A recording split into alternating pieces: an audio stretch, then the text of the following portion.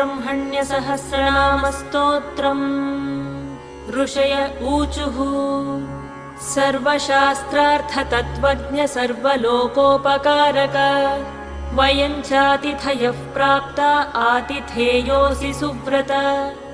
ज्ञानदानेन संसारसागरात्तारयस्व नः कलौ कलुषचित्ताये नराः पापरताः सदा।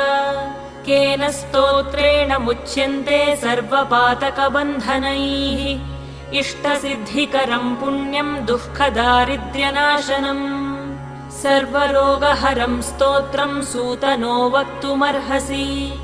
श्रीसूत उवाच शृणुध्वं ऋषयः सर्वे नैमिषारण्यवासिनः तत्त्वज्ञानतपोनिष्ठाः सर्वशास्त्रविशारदाः।